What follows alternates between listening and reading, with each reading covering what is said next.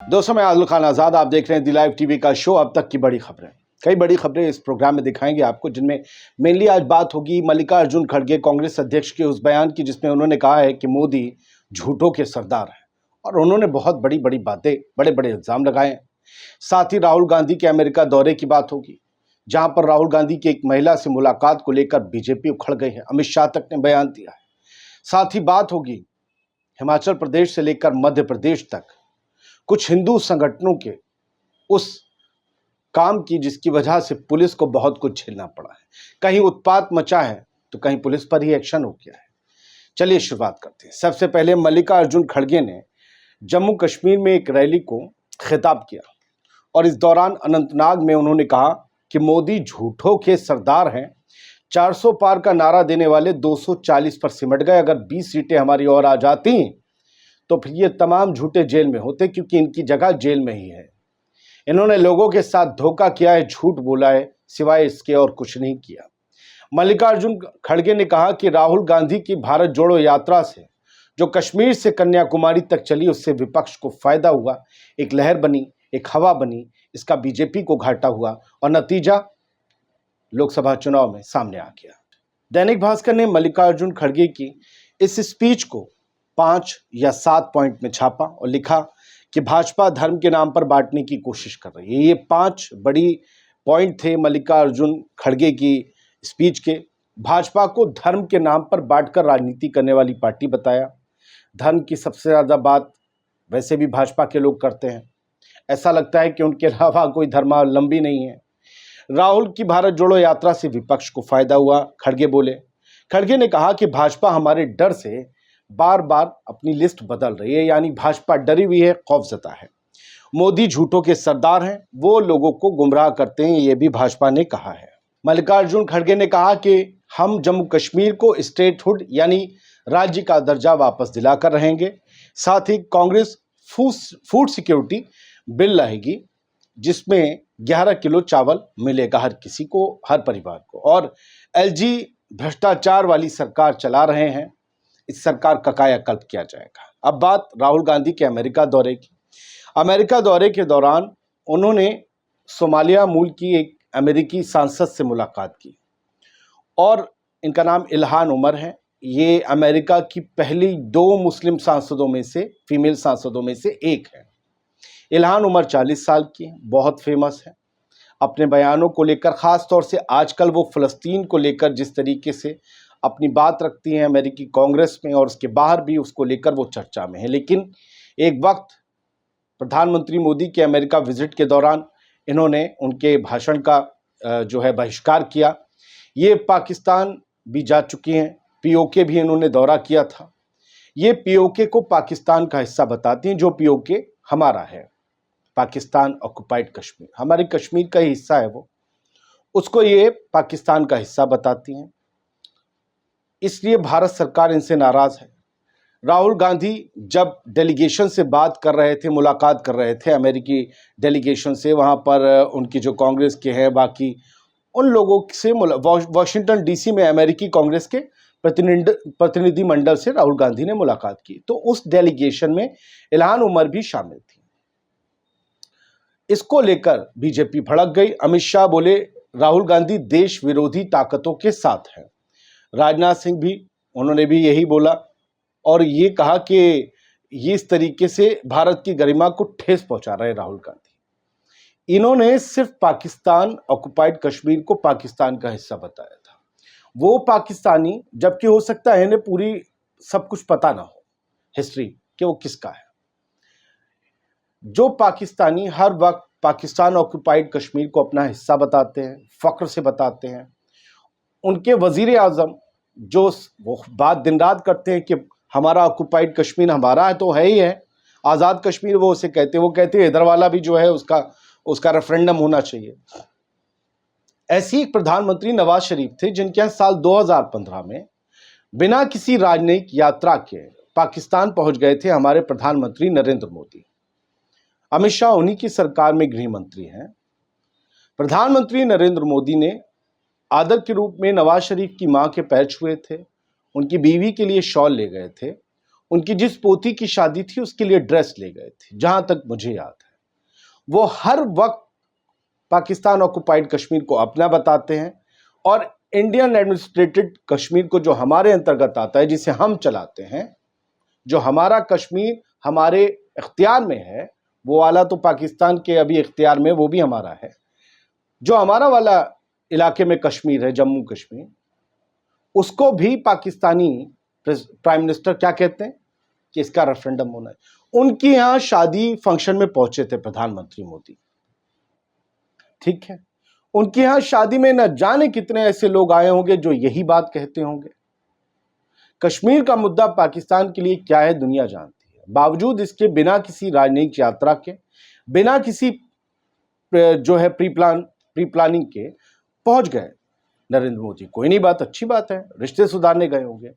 रिश्ते सुधारे किससे जाते हैं? जिससे रिश्ते खराब हों, उनको अपने बस में लिया जाता है, उनसे मुलाकातें की जाती हैं जो हमसे नाराज हों या हमसे मुख्तलिफ राय रखते हों, उनको अपने इन्फ्लुएंस पे लेके अपनी तरफ किया जाता है। शायद यही कोशिश प्रधानमंत्री नरेंद्र मोदी की रही होगी। तो क्या ये कोशिश विपक्ष के नेता की, लोकसभा में विपक्ष के नेता राहुल गांधी की नहीं हो सकती? भारत के प्रति उनकी भी जिम्मेदारी है। नरेंद्र मोदी जब गए थे तो उसे उनका मास्टर स्ट्रोक बताया गया था। राहुल गांधी जब मिल रहे हैं ऐसे ही लोगों से जो पीओके को पाकिस्तान का हिस्सा बताते हैं, तो वो देश विरोधी हो गए। कैसे तय होता है? मेरी नजर में ये खबर आ गई थी, ठीक है। प्रधानमंत्री कहां गए थे? अफगानिस्तान, आपको पता होगा। राहुल गांधी अमेरिका में बहुत से लोगों से मिले। ये 3-4 तस्वीरें कांग्रेस ने जो है शेयर की हैं, लेकिन एक वही तस्वीर जिसमें इल्हान उमर खड़ी हैं उसकी चर्चा हो रही, जबकि ये नहीं बताया जा रहा है कि पूरे डेलीगेशन से मुलाकात की थी। उस डेलीगेशन में ये भी शामिल थी, जबकि कसदन हमारे प्रधानमंत्री नरेंद्र मोदी नवाज शरीफ की पोती की शादी में ही अफगानिस्तान से प्लेन मोड़कर लाहौर गए थे। खैर, शिमला में एक मस्जिद पर बवाल चल रहा है। कहा जा रहा है इसकी कुछ इमारतें जो है, इसकी जो मंजिलें हैं वो अवैध है। मामला कोर्ट में है, अगले महीने कुछ सुनवाई होगी। अच्छी बात है। अगर कुछ गलत है तो वो हट जाना चाहिए। अगर कुछ इमारत, कुछ क्या कहते हैं कि फ्लोर गलत तरीके से बनाए गए हैं, ठीक है, हटना चाहिए कोर्ट के रास्ते से। लेकिन ये तमाम कौन संगठन है जो बवाल काट के दंगे जैसे हालात बनाते हैं? हिमाचल प्रदेश में शिमला में मस्जिद का अवैध निर्माण हटाने के लिए प्रदर्शन। हिंदू संगठनों ने बैरिकेड तोड़े, पुलिस का लाठीचार्ज हुआ, वाटर कैनन चलाई, पथराव में सिपाही घायल। पुलिस लाठीचार्ज और वाटर कैनन का इस्तेमाल तब करती है जब हालात बेकाबू बहुत होने लगते हैं। बैरिकेड कौन तोड़ता है? हालात बेकाबू किसकी वजह से होते हैं? पथराव करके पुलिस वालों को, सिपाहियों को घायल कौन करता है? क्या वो हिंदू संगठन के लोग हो सकते हैं जैसा भास्कर लिख रहा है? इन्हें गुंडे, मवाली, असामाजिक तत्व, कट्टरपंथी क्यों नहीं लिखा जा रहा? जबकि यही दूसरे कोई कर दें तो लफ्ज अखबारों के बदल जाते हैं। ये कौन है जो हिंदुओं के नाम पर उत्पात मचाकर पूरे हिंदुओं को बदनाम कर रहे हैं? ये अपनी गलियों और अपने शहरों के बाहर नामालूम लोग हैं जो पहचान पाने के लिए तरस रहे हैं। अब पुलिस वालों पर इन्होंने हमला किया है। शुक्र मनाएं कि उत्तर प्रदेश में नहीं है, वरना नुपुर शर्मा वाला कांड याद है। जब वो जुलूस निकलते थे तो गोली चल गई, कई लड़के मर गए, कई की हाथ पैर बेकार हो गए, कई को पुलिस वालों ने तोड़ा रात भर। योगी जी के अब के मंत्री और तब के विधायक ने उनका वीडियो शेयर करके कहा कि क्या देखो, रिटर्न गिफ्ट मिल रहा है।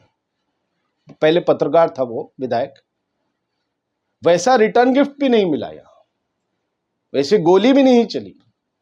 शुक्र मनाएं कि ये हिमाचल में हिंदू संगठन वाले, अगर योगी जी के राज्य में होते तो बुलडोजर भी चल जाता इनके घरों पर, गोली भी चल चुकी होती पुलिस इन्हें कंट्रोल करने के लिए, अगर ऐसे हालात बेकाबू होते। हो चुका होता ना? नहीं। तो फिलहाल इन लोगों ने बैरिकेडिंग तोड़ी, खूब उत्पात मचाया। मेरी नज़र में ये कोई हिंदू संगठन नहीं है। इन्हें हिंदू संगठन का नाम देकर हिंदुओं को बदनाम ना करें, वैसे ही जैसे मुस्लिम संगठन या ऑर्गेनाइजेशन बताकर मुसलमानों को बदनाम करने का धंधा कई दशकों से चल रहा है। खासकर 9/11 से, जो आज तारीख है, 23 साल पहले जो हुआ था, तभी से इस्लामोफोबिया इस पूरी दुनिया में फैला दिया गया।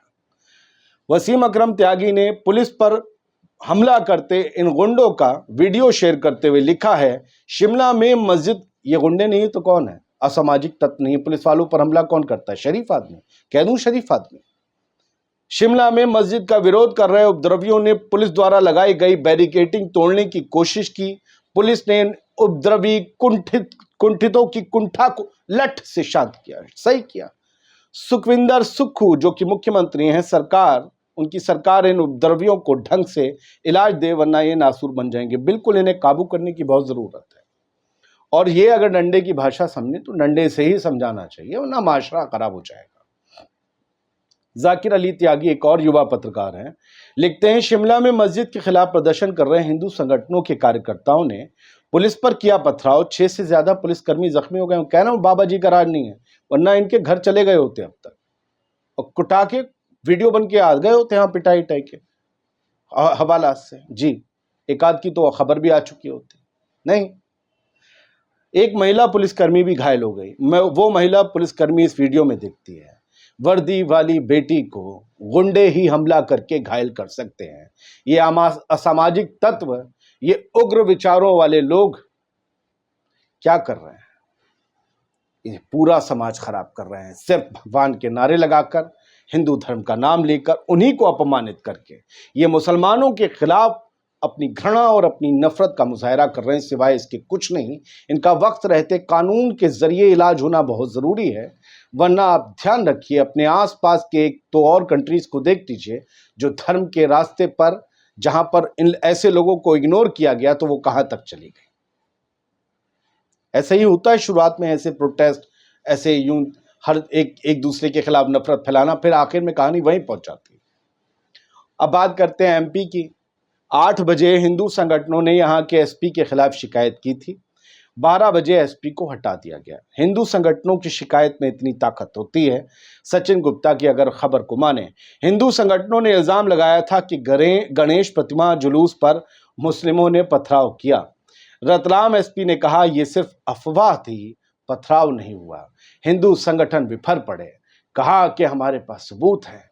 एसपी काम नहीं कर रहे, एसपी उन लोगों पर कार्रवाई नहीं कर रहे, एक्शन नहीं कर रहे, लिहाजा शिकायत हुई, प्रोटेस्ट होने लगा, एसपी हटा दिए गए। एसपी क्या सोचते होंगे? इतने साल पढ़ाई की, इतनी मेहनत की, ईमानदारी से अपना काम किया, उसके बाद नतीजा ये मिला कि कुछ नामालूम से संगठनों की वजह से जिनकी कोई पहचान नहीं, कोई शिनाख्त नहीं, उनके शहरों के बाहर उनके प्रोटेस्ट की वजह से हमें ट्रांसफर कर दिया जाता है। SP railway Bhopal I think इन्हें बना दिया गया, रतलाम से हटाकर। इनके बारे में खबर भी है भास्कर ने। पथराव मामले में रतलाम एसपी का आधी रात को ट्रांसफर हुआ। क्या जरूरत थी भाई, क्या जल्दी पड़ी थी? हिंदू संगठन ने 8 बजे शिकायत की, 12 बजे भोपाल से जारी हो गया आदेश। सरकार क्या इन लोगों से डर कर काम करती है? ये हैं कौन? हैं क्या? इनकी बिसात क्या है? और अगर इनकी वाकई बिसात है तो फिर याद रखिएगा, अगला टकराव इन लोगों का सरकार से ही होगा, क्योंकि इन्हें समझ आ जाएगा कि ये करो तो फिर अपना काम हो जाएगा। मुसलमान इतना बेवकूफ नहीं है, वो जान रहा है कि क्या होगा अगर पथराव की घटना हो गई, क्या होगा अगर हमने कुछ एक्शन लिया, भले हमारे खिलाफ कितना जहर उगला जा रहा, उसके बाद वो पथराव कर देगा। क्या कर भी सकते? फ्रिंज एलिमेंट तो कहीं भी बसे हुए हैं। जब मस्जिदों के सामने लाउड स्पीकर लगाकर नाच सकते हैं, भद्दे डांस कर सकते हैं, गालियां दे सकते हैं, मस्जिद की और मज़ारों की तरफ मुंह करके आतिशबाजी कर सकते हैं, जो हम देखते आ रहे हैं कई सालों से, तो कुछ भी हो सकता है।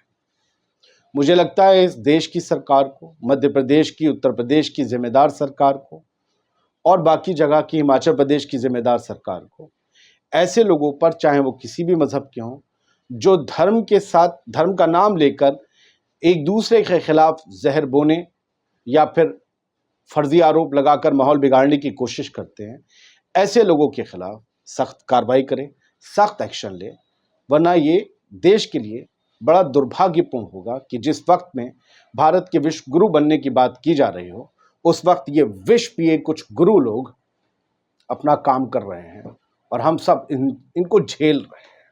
और इन जैसे हर तरफ, मुसलमानों में कमी नहीं है, ऐसा नहीं है। ये हैं चैंगो। इन लोगों को हिंदू मुसलमान की नजर से मत देखिए। मैं रतलाम के किस्से की बात नहीं कर रहा हूं, लेकिन जो हिमाचल में हो रहा है उन्हें हिंदू मुसलमान के नजरिए से मत देखिए। उन्हें देखिए कि वो उत्पात मचा रहे थे। पुलिस पर हमला करने वाले फ्रिंज एलिमेंट, असामाजिक तत्व, वो कोई भी हो सकते हैं। खबर को खबर के तरीके से देखिए। जिस दिन आप पार्टी बन जाएंगे, आप भी गोदी मीडिया बन जाएंगे। शुक्रिया, सलामत रहिए। द लाइव टीवी, सच सबसे आगे।